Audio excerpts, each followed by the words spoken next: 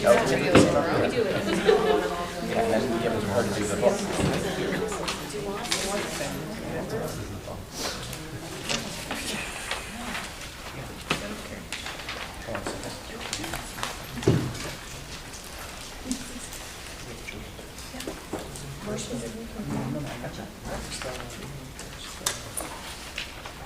It's right here. It's right here. You're going to pull We're it. not going to do the action items. Yes, that's the That's how we vote them.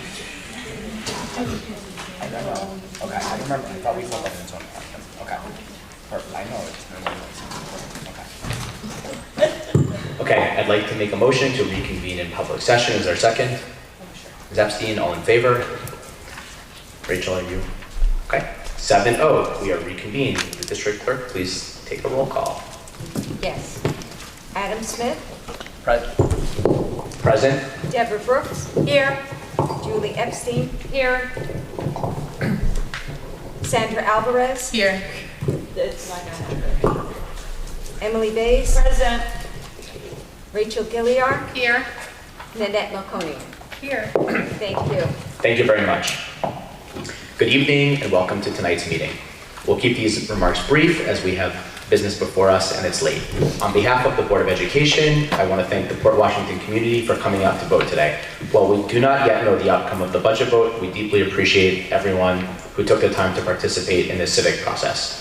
A special thank you as well to our business office for their hard work and dedication in preparing, wherever they are,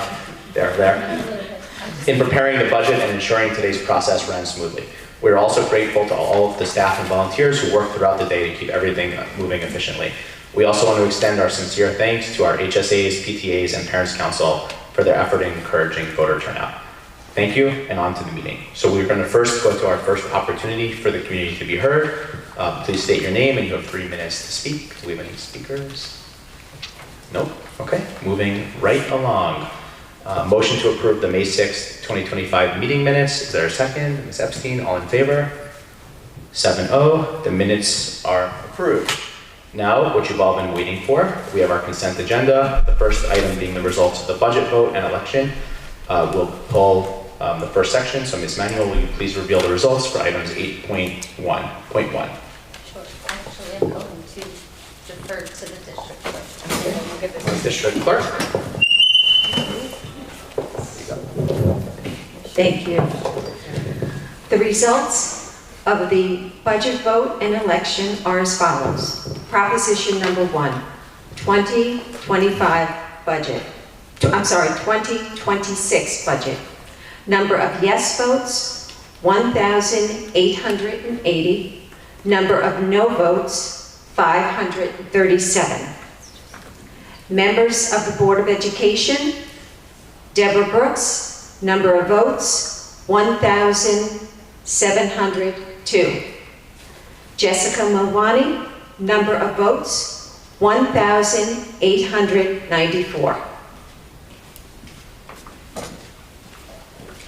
Thank you. Try that out.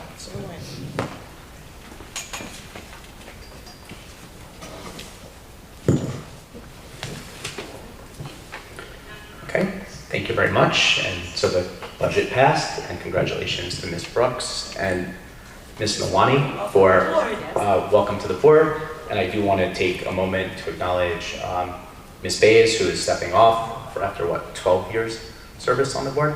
9 years. 9, sorry, 9 years. So 20 million. 20 million. So more to follow, but you will be missed, and I want to acknowledge that. Thank you. So, I understand. So we are going to actually, give me 1 second.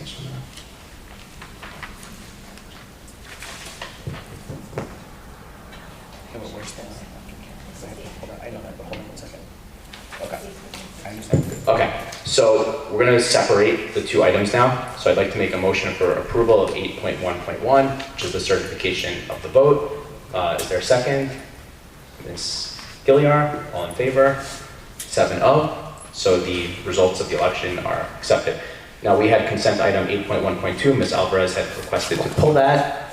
So I will bring that to you to ask your question. This is regarding the aftercare RFP. I don't have questions, I'm just going to vote. Okay. I'm gonna actually abstain. Oh, that's simple. Motion to approve item 8.1.2. Is there a second? Ms. Epstein, all in favor? 6, 0, and an abstention. Okay, so 8.1 and 8.1.2 are approved. Moving on to policy 5.144.1, Code of Character, Culture, and Conduct, up for first read, with a focus on the section pertaining to student use of electronic devices. Ms. Brooks, is there anything on behalf of the committee that you wanted to state? Yes. Of course. It's off.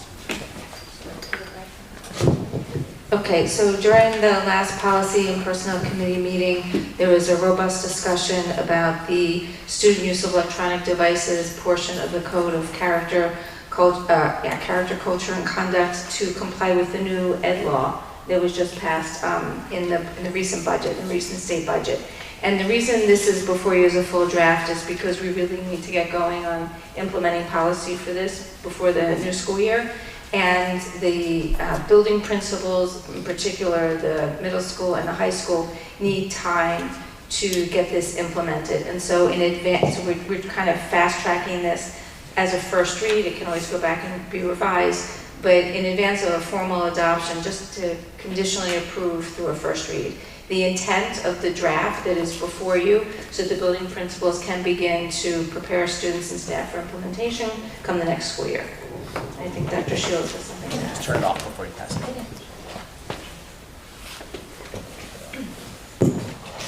Thank you. We acknowledge that this is a big change of practice for our students and our teaching staff throughout the district. So we're going to continue our conversations with the different members of our staff to make sure that we have full understanding of how we're going to implement this come September. So the conversations will continue, but we are very appreciative of the opportunity to have the first read tonight so we can begin that process. Okay, thank you very much. So that's on for, oh, does anyone have any comments? Ms. Epstein. Yes, thank you. And I appreciate this being brought, and I also understand from the policy committee meeting that the purpose, again, like you said, was that so the district could go ahead and start onboarding the parents and students. I don't disagree with that process, and I think that they don't need the board's involvement in that, or whether we approve or not approve this policy, the stance of it, because it is going to be law. I think Ms. Brooks brought that up at the policy meeting, so that was appropriate. My questions or comments as it relates to this document is, I'm curious if we want, as a board, a freestanding document that goes into just a little more breadth and scale about certain aspects. That's just a question I don't know if the policy committee addressed, and so I ask that you bring that back to them. I don't need to have a full discussion at this point, unless you guys did discuss that and I missed it. We didn't discuss it, but there should be a standalone policy, a numbered policy. I'm sure that NISBA is going to be coming down with something. And also, this is not entirely complete because there needs to be a way in the policy for parents to be advised as to how to reach the schools. There are aspects of the law that don't really fall into the student use of electronic devices in terms of what students can and cannot do, but involves parents. And also, there should be, and I will discuss this more with Dr. Shields, an opportunity for the stakeholders to weigh in on this. By law, it is required. And so that may be at a policy and personnel committee meeting, it may be at a meeting, a town hall, right? So that's TBD. Okay. Perfect. So that was my first point, is that I just was hoping we were having a second standalone policy. And Just to ask on that then, is that confirmed that this is going back to policy? Well, a separate policy will eventually go to policy. At the same time, then, would not a regulation be coming? Because some of the comments just made sounded more of regulation than policy. I think there's. I think that this is a point of discussion at the policy committee. My request was that I think we should, my request was that the policy committee have the discussion about should there be a separate standalone policy, because I did not think this was inclusive of the law, and so I just wanted to make sure that that was happening. My second point from a Board of Education standpoint, and I hope this comes across correctly, this is the only year that the governor is offering money for a solution to this problem. And as I heard this discussed at the meeting, talking about giving warnings and keeping it in the backpack and or the locker, which sounded like it's going to be kept in the backpack more. It's not my job necessarily to say how the process should be run, but I do foresee that what this does is it puts our staff in a really awkward position of having to walk around with a piece of paper, taking down names to say this is your first warning, and then double checking and going back and forth. Again, I know this sounds ridiculous, but this is how I'm envisioning it happening, or either the staff being put in that position of a parent constantly saying, do you have your phone? Oh, you do. You have your phone. You got to turn it off. You got to turn this off, or it's vibrating in your backpack, or you open the backpack and the light is shining on you. And I'm concerned that it puts our staff in an awkward position. It is not my decision as a board member, and I don't even know that it's our decision as a board member to say how it should work at the school. But what I would ask is that if this is the only year that money is being offered by the state to help solve this problem, that we, at least as a district and as a board, make sure that we looked into the opportunity of applying for some of that money and saying, let's purchase something that may be helpful, or let's be thoughtful in that regard, so that next year we don't say, oh, this didn't work for us and now we need $60,000 to $80,000 that's no longer available. So I guess my ask of the administration, if the board agrees, is to really consider if we are going to be applying for any grant funding, and if we would be able to utilize that to lessen the burden on our staff and also help make this a successful transition for our students and for our parents who are also going to have to go through this. I don't know if my other board members agree with me. I agree with you. Sure, everyone agrees with that. Yes, I think we should leave it up to administration and the staff to decide how we best make the bell-to-bell thing work within the classrooms. I think the money would be for the pouches or the, I Or can't remember what they're whatever, called. yeah. I mean, it wouldn't be for other, Right. it wouldn't be for lockers and backpacks necessarily, but I think it's Correct.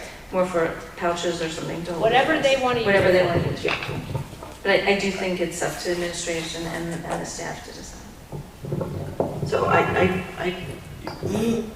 also agree with your suggestion, and I do think that anytime there's money on the table, we shouldn't leave it on the table potentially.